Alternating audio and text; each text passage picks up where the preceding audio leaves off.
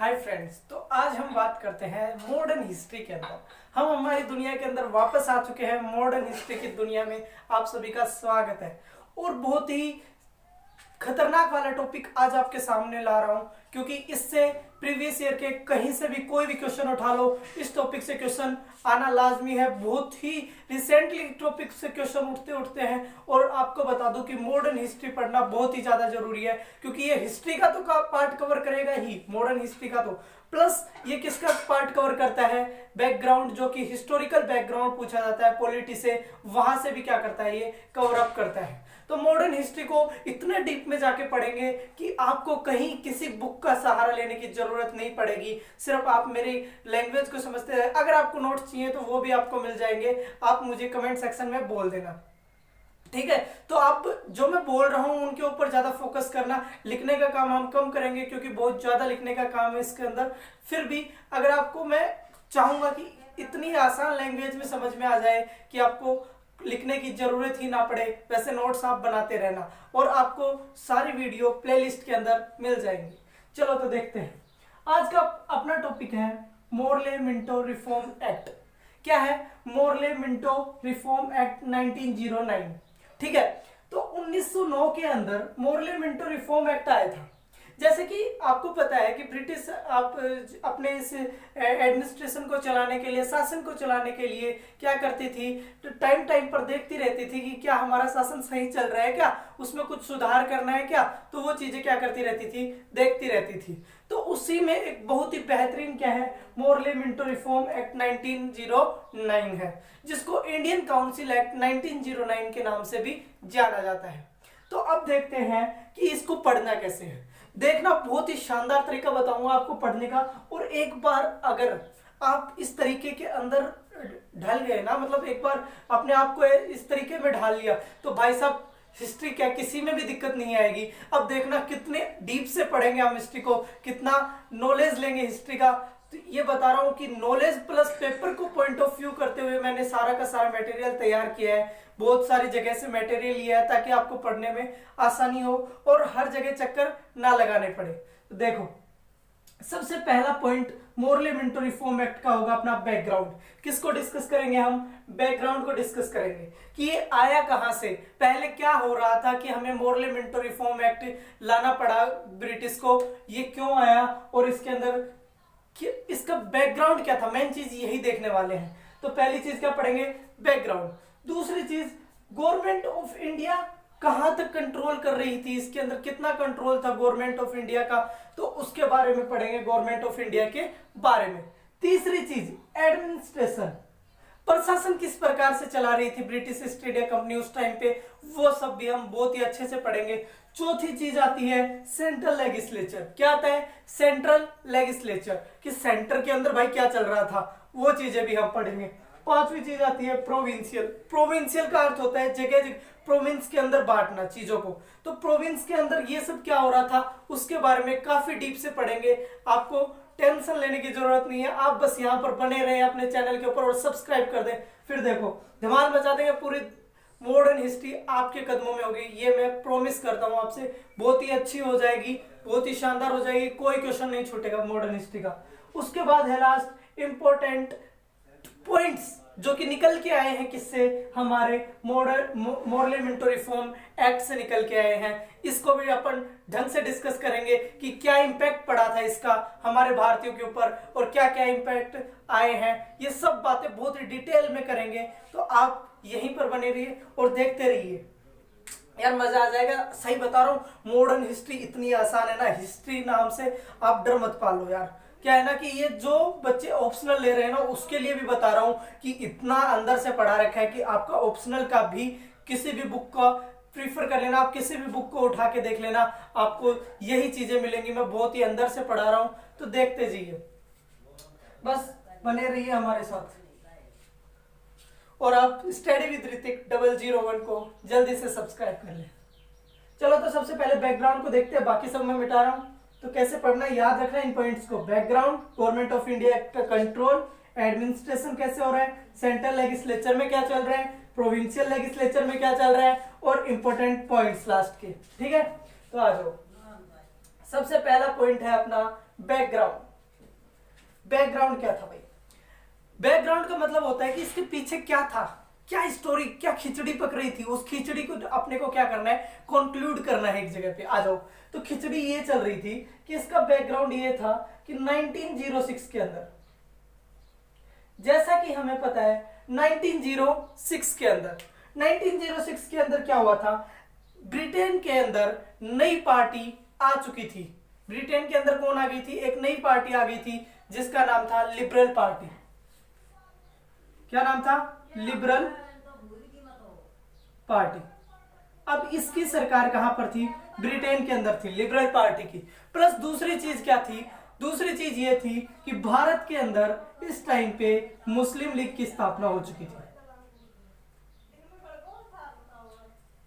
अब देखना कहां से कैसे कनेक्ट करते हैं। अगर आप ये समझ गए ना तो आपको यूपीएससी से कोई नहीं रोक सकता भाई, कोई नहीं रोक सकता। अगर आपने लिंक और कनेक्टिंग और लिंकिंग करना सीख लिया तो आपको यूपीएससी से कोई नहीं रोक सकता। यूपीएससी चुटकियों में कवर अप हो जाएगा अगर आपने लिंक करना सीख लिया। अब देखना हम इस मॉडल मिंटो रिफॉर्म एक्ट को 1909 को किस प्रकार से कनेक्ट करेंगे, किससे अपने इस टॉपिक को हम इससे कैसे कनेक्ट करते हैं, वो चीज सबसे ज्यादा इंपॉर्टेंट रहती है। देखते जाना। लिबरल पार्टी बनी थी 1906 के अंदर, कहां पर? अपने ब्रिटेन के अंदर। ठीक है। दूसरी चीज, मुस्लिम लीग की स्थापना 1906 के अंदर हो चुकी थी। आपको जैसा कि पता है 1905 लॉर्ड कर्जन के समय में बंगाल विभाजन हुआ था, उसके बाद मुस्लिम लीग की स्थापना हुई थी। ये दोनों काम उस टाइम पे हो चुके थे। हाँ, तो डिस्कशन यहां से स्टार्ट होता है कि भाई जैसे ही लिबरल पार्टी आई तो इंडियंस को क्या आ गया? इंडियंस को एक एक्सेप्ट आया। इंडियंस क्या करने लग गए?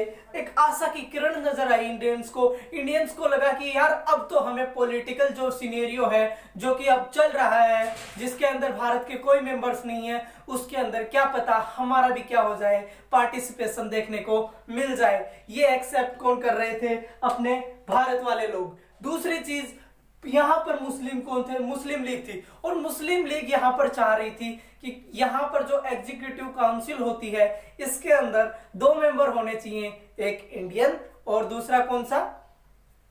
एक तो इंडियन होना चाहिए, एक मुस्लिम लीग से होना चाहिए। और ये दूसरी चीज, ये सेपरेट इलेक्टोरेट की मांग कर रहे थे।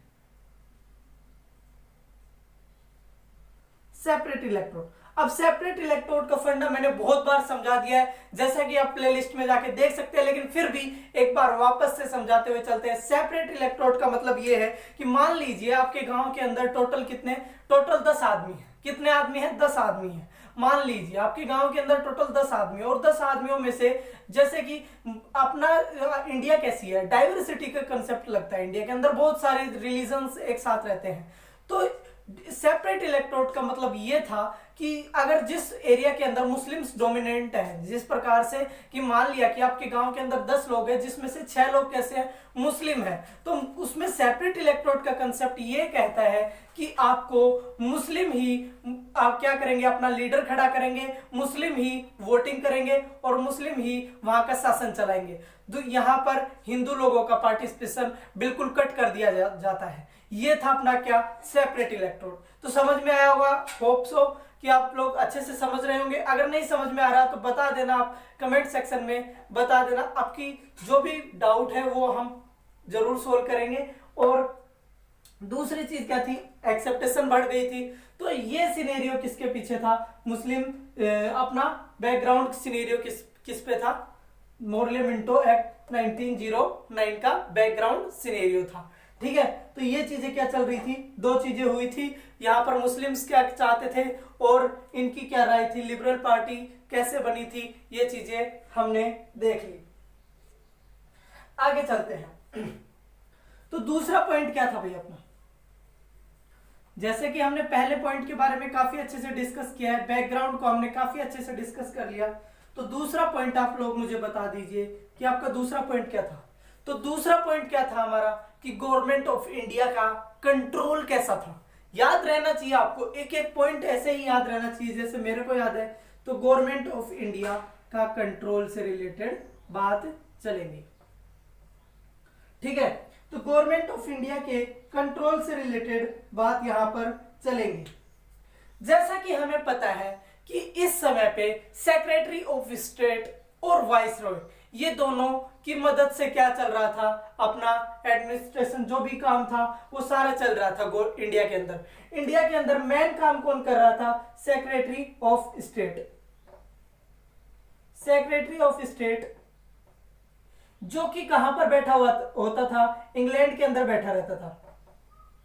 कहां पर बैठा रहता था, इंग्लैंड के अंदर बैठा रहता था। सेक्रेटरी ऑफ स्टेट सारा काम यही कर रहा था। सेक्रेटरी ऑफ स्टेट के अकॉर्डिंग सारा काम चल रहा था। Government of India act, government of India के कंट्रोल की बात करें कि कौन कंट्रोल कर रहा था हमारी गवर्नमेंट को, तो सेक्रेटरी ऑफ स्टेट कर रहा था इंग्लैंड में बैठा बैठा।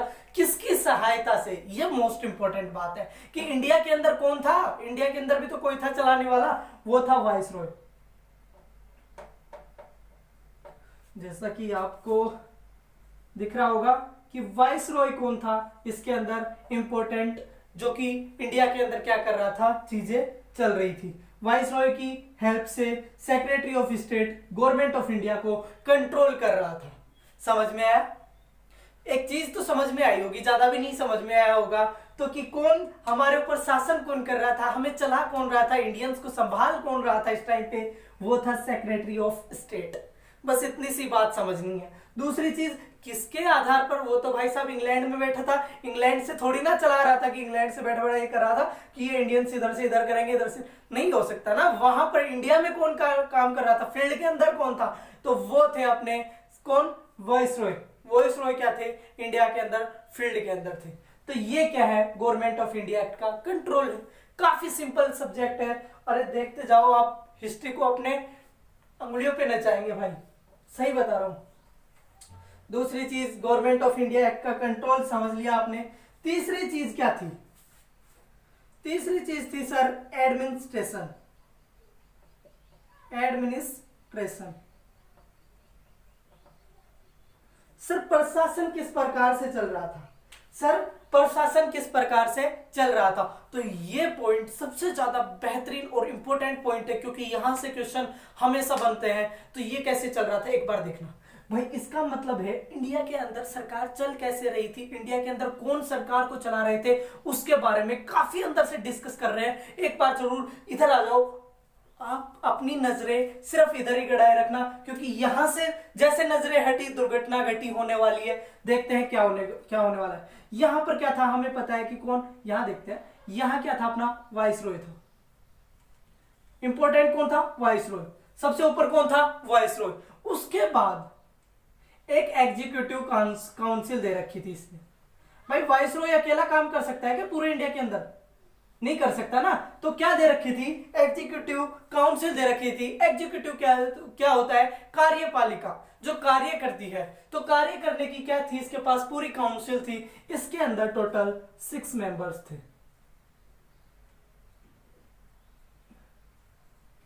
कितने मेंबर्स थे, एग्जीक्यूटिव काउंसिल्स के अंदर 6 मेंबर्स थे। बहुत ही ध्यान से सुनना ये मेंबर्स कौन से थे। अब देखना, आज हमने सुना होगा लॉ मिनिस्टर, जानते हो अच्छे से, law minister, finance minister, home minister,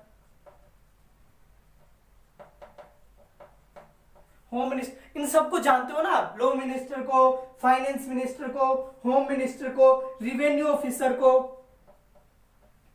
revenue minister को, और कौन था, और देख लो आप, पब्लिक वर्कर्स थे, और अपना कौन था लॉ मिनिस्टर, एक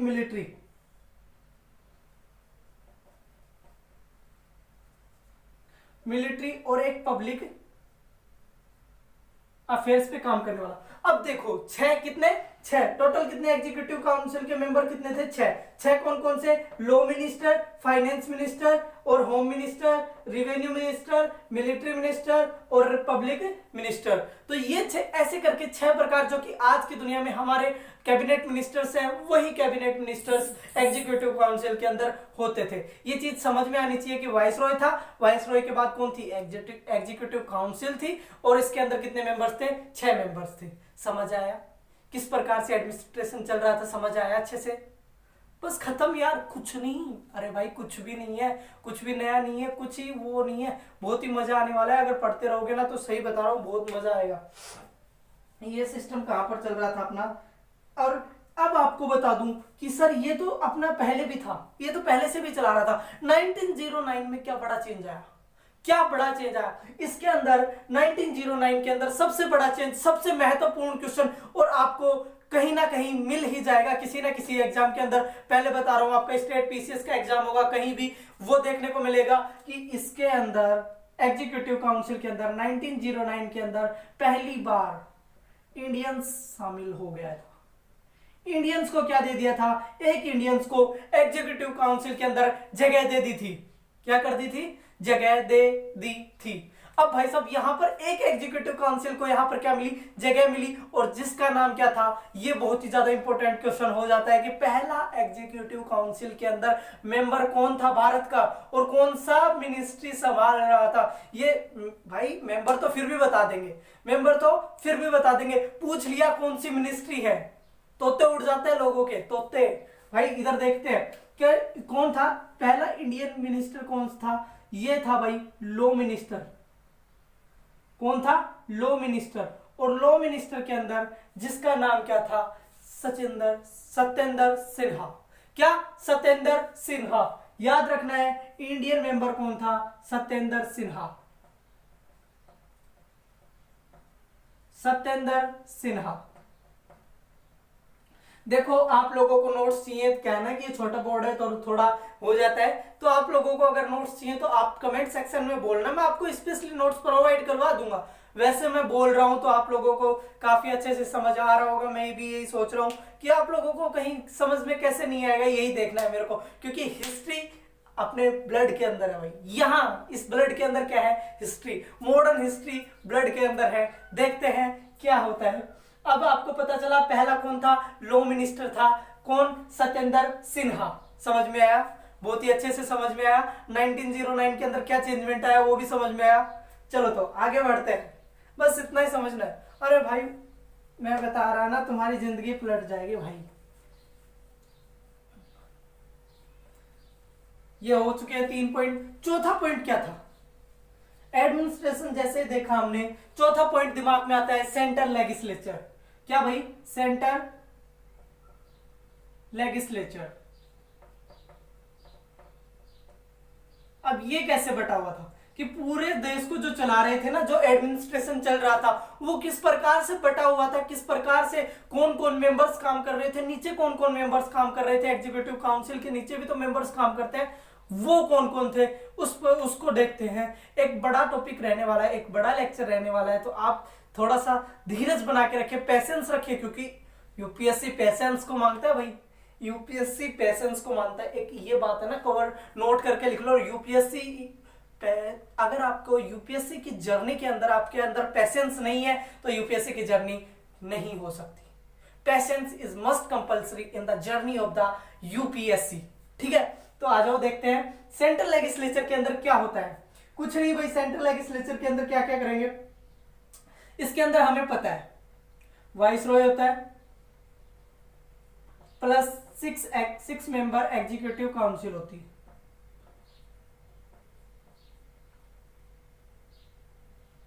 एग्जीक्यूटिव काउंसिल होती है, ठीक है, 6 मेंबर की एग्जीक्यूटिव काउंसिल होती है। वॉइसरॉय होता है, ये तो पहले से होते हैं अपने पास। क्या होते हैं, पहले से होते हैं। दूसरी चीज, इसके अंदर कुछ एक एडिशनल मेंबर्स होते हैं, और इसके अंदर टोटल एडिशनल मेंबर कितने थे, वो चीजें बहुत ज्यादा इंपॉर्टेंट है। अब इससे पहले देखा जाए, 1909 से पहले देखा जाए तो एडिशनल मेंबर्स की संख्या थी टोटल 16, 10 to 16 मेंबर्स। कितने थे, 10 to 16 मेंबर्स। ध्यान से सुनना, 1909 से पहले कितना था, 10 to 16।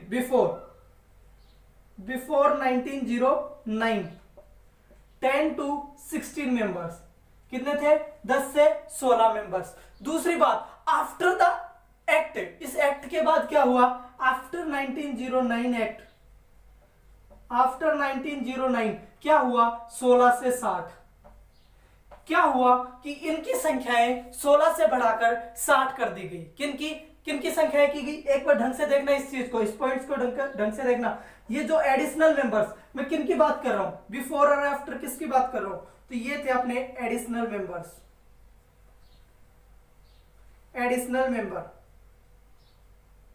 और इसके अंदर जो एडिशनल मेंबर्स होते हैं ये ऑफिशियल भी होते हैं, नॉन ऑफिशियल भी होते हैं। ऑफिशियल मेंबर कौन कौन से थे, कितने थे, और नॉन ऑफिशियल मेंबर कौन कौन से थे, कितने थे, अपन डिटेल में डिस्कस करेंगे, यही मैं कहता हूं। तो देखते हैं, डिटेल में आ जाओ, देख लो एडिशनल मेंबर कितने थे, पहले 10 to 16 थे। पहले से हमें ज्यादा लेना नहीं है क्योंकि उससे पहले अपनी वीडियो बन चुकी है, आप अच्छे से जाके देख सकते हैं। तो अब अपन क्या करते हैं, इस वीडियो को काफी अच्छे से देखते हैं। तो 16 to 60 हो चुके थे, कम से कम कितने होंगे, 16 मेंबर्स होंगे एडिशनल मेंबर्स, लेकिन ज्यादा से ज्यादा कितने हो सकते हैं, 60 मेंबर्स हो सकते हैं। तो देख लेते हैं कौन कौन से 60 मेंबर्स हैं। चलो तो एक बार देखते हैं,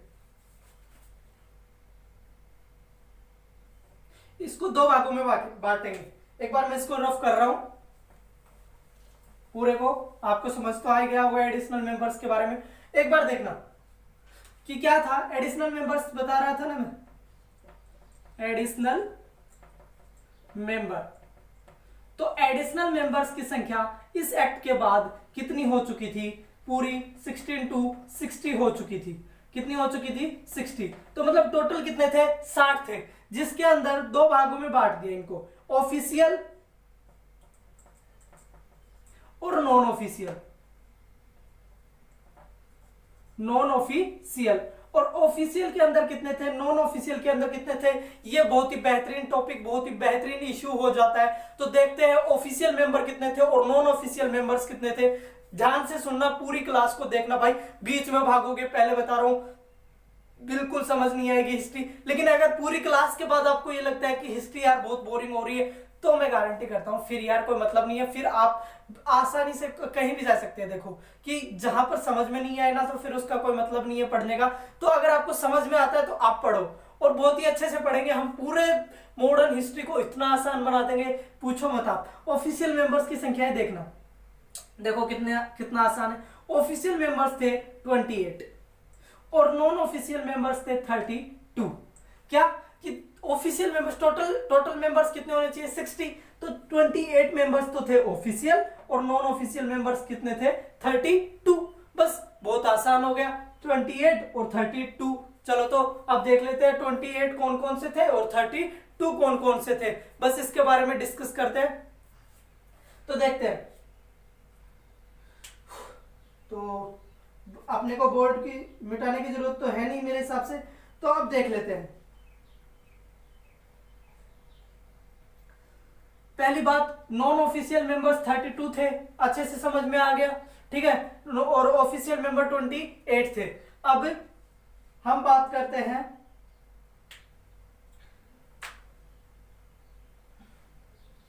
कि अब ये 28 जितने भी ऑफिशियल मेंबर्स थे ना, जितने भी ऑफिशियल मेंबर्स थे वो नॉमिनेटेड होते थे। देखो भाई सीधी सी बात है, जो ऑफिशियल मेंबर होगा ना वो तो नॉमिनेटेड होगा, सीधी सी बात है ये तो ऑफिशियल मेंबर्स कौन से थे, नॉमिनेटेड मेंबर्स थे। और इलेक्टेड मेंबर्स किसके अंदर आते थे, नॉन ऑफिशियल के अंदर इलेक्टेड मेंबर्स आते थे। इसके अंदर कौन से मेंबर्स होते थे, इलेक्टेड मेंबर्स। तो इलेक्टेड मेंबर्स किसमें थे, इसमें से कहां से आते थे, बॉम्बे से आते थे। बॉम्बे प्रेसिडेंसी थी, मद्रास प्रेसिडेंसी थी अपनी। तो और कौन कौन सी प्रेसिडेंसी थी, बॉम्बे, मद्रास, और बताओ दो प्रेसिडेंसी और थी, जो कि 4 प्रेसिडेंसी थी ना। तो टोटल तो बॉम्बे, मद्रास, और कौन कौन सी थी, जल्दी बताओ, मेरे दिमाग से स्किप कर रही है। बंगाल और, हाँ, बॉम्बे, मद्रास, बंगाल और north west frontier province, north west frontier province. इन 4 भागों से क्या करके आते थे और एक चैम्बर आता था, चैम्बर से भी क्या करके आते थे, 2 मेंबर्स चुन के चैम्बर्स से आते थे। मेन बदलाव कहाँ आया था, मेन बदलाव याद रखना है बस तुम्हें, तो कि पहले कितने थे, 16, टोटल 16 मेंबर्स थे। 6 तो ऑफिशियल थे और 10 कितने थे, नॉन ऑफिशियल मेंबर्स थे। बस 6 कितने थे ऑफिशियल और 10 कितने थे नॉन ऑफिशियल। चेंजिंग क्या हुई, 28 तो ऑफिशियल हो गए, नॉन ऑफिशियल कितने हो गए, 32। ये कैसे किए जाते थे, ये इलेक्टेड होते थे, सॉरी ये नॉमिनेटेड होते थे, नॉमिनेटेड बाई वॉइसरॉय। और ये कैसे होते थे, ये होते थे इलेक्टेड। पूछा जाएगा भाई नॉन ऑफिशियल मेंबर कैसे होते थे, इलेक्टेड। अब देखो सर फिर तो इलेक्टेड मेंबर्स की संख्या ज्यादा है, इंडियंस की ज्यादा संख्या आ जाएगी एडिशनल मेंबर्स के अंदर, तो फिर तो इंडियंस क्या कर रहे थे, डोमिनेट कर रहे थे। आप लोग सही बोल रहे हो, लेकिन नहीं भाई, ऐसा नहीं हो रहा था। इंडियंस डोमिनेट नहीं कर रहे थे। क्यों सर, ऐसा कैसे कह सकते हो कि आप इंडियंस डोमिनेट नहीं कर रहे थे? आप सीधा सीधा लिख रहे हो कि 32 इधर है। भाई इन 5 को भूल गए, इन 6 को भूल गए क्या तुम? एग्जीक्यूटिव, एग्जीक्यूटिव, अरे भाई इनको कैसे भूल सकते हैं? 6 और प्लस 28, ये कैसे थे? अपॉइंटेड मेंबर्स थे भाई।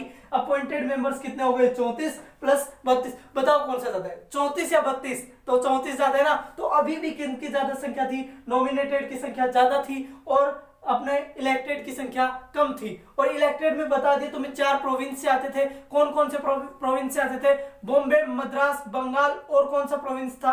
चौथा प्रोविंस बता दीजिए। North west province, frontier, sorry, north west frontier province से आते थे, जो कि सिंध पंजाब वाला हिस्सा था अपना। तो यहां तक आपको कोई दिक्कत है तो मुझे बता दीजिए। आपको बहुत ही सिंपल लैंग्वेज में समझाया शायद मैंने कि ऑफिशियल होते हैं, नॉन ऑफिशियल होते हैं। ऑफिशियल 28 होते हैं, नॉन ऑफिशियल 32 होते हैं, नॉमिनेटेड होते हैं ये, और ये कैसे होते हैं? इलेक्टेड होते हैं।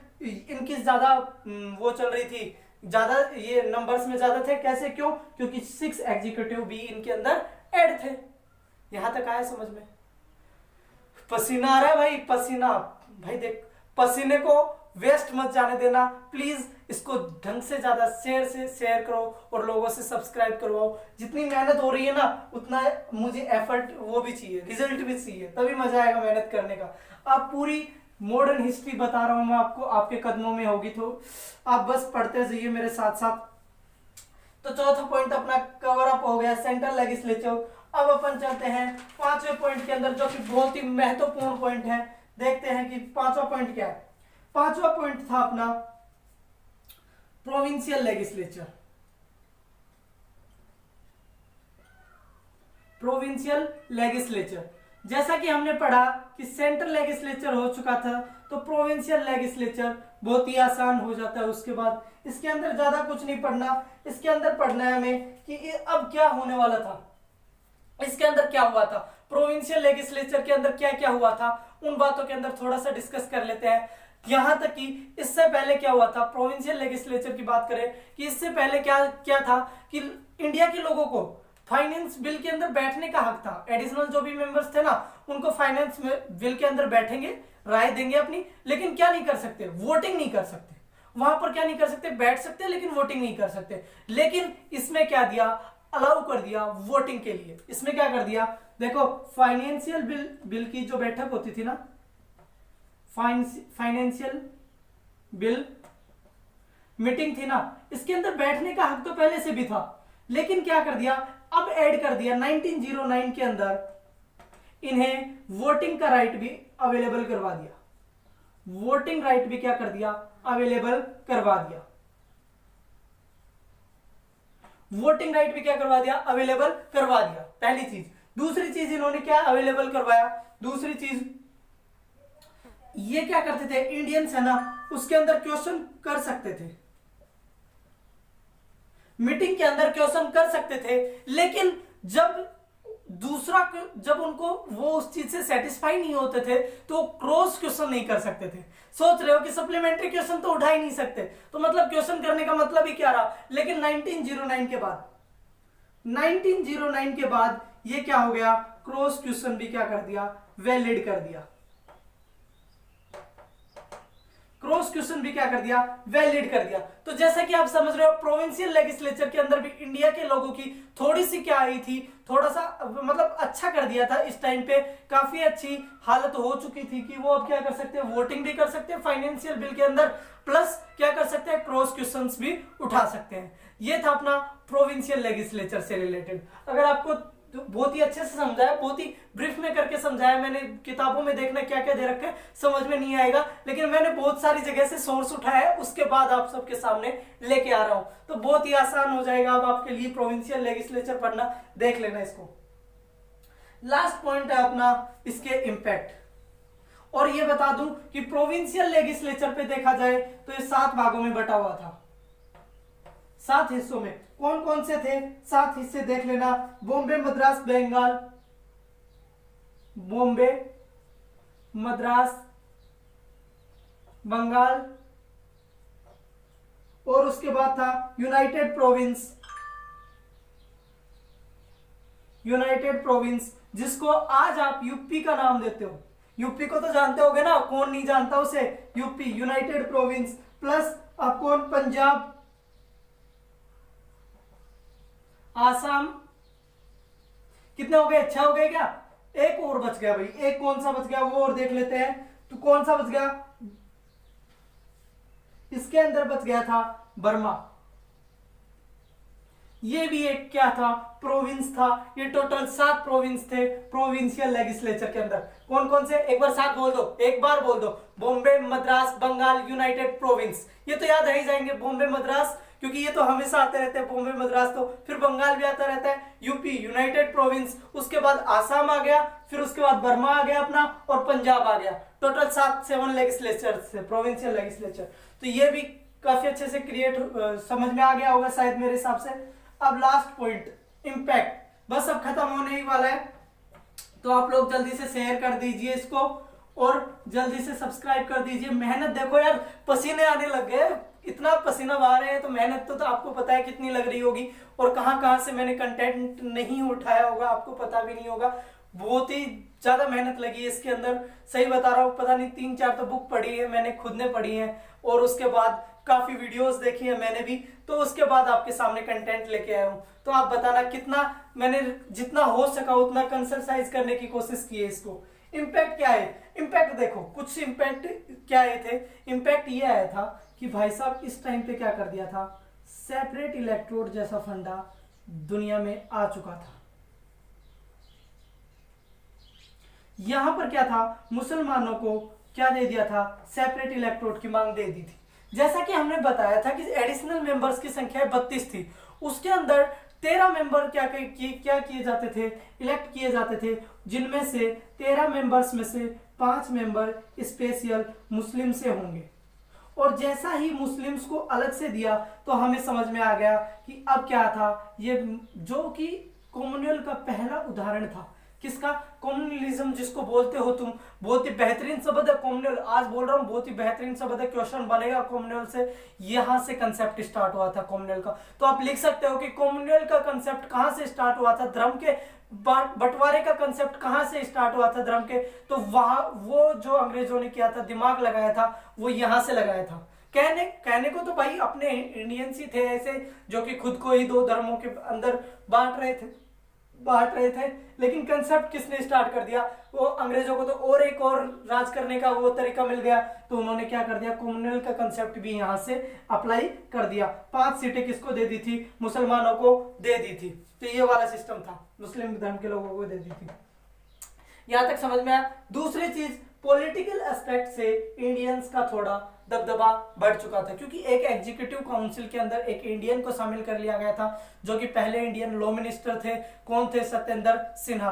तो पॉलिटिकल प्रोस्पेक्टस से भी इंडियंस का क्या बढ़ चुका था, पॉलिटिकल प्रोस्पेक्टस भी इंडिया के लोगों का क्या हो चुका था, बहुत ही अच्छा हो चुका था इसके अंदर।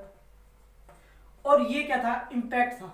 तो मेरे हिसाब से काफी अच्छे से आप लोगों को समझ में आया होगा। मैंने अपनी पूरी ताकत लगा दी है भाई समझाने में, और मैं क्या और इसके अंदर क्या कर सकता हूँ, सुधार कर सकता हूँ, इंप्रूवमेंट कर सकता हूँ। मैं इंप्रूवमेंट करने के लिए तैयार हूँ भाई, क्योंकि देखो मैं आप लोगों की तरह ही अभी यूपीएससी एस्पायरेंट ही हूँ, लेकिन क्या है ना कि सीखने से क्या होता है, चीजें अच्छी होती है। और मैं चाहता हूँ कि सभी लोगों, सभी भाइयों तक क्या हो कि जो भी, जिनको भी अवेलेबल नहीं हो पा रहा है या चीजें समझ नहीं आ रही, क्या है ना, बुक्स में पढ़ना बहुत ही मुश्किल होता है, मुझे भी पता है। तो बुक्स से पढ़ना इतना आसान नहीं हो पाएगा। तो मैंने आपके लिए थोड़ा सा, आपकी जो जर्नी है उसके अंदर अपना क्या थोड़ा सा कहते हैं ना योगदान देना चाहता हूँ, और आप लोगों से सहायता की उम्मीद है कि आप लोग इसे सबसे ज्यादा शेयर करेंगे। आप लोगों का मोटिवेशन मुझे अगले वीडियो के लिए और ज्यादा मोटिवेट करेगा। Thank you so much.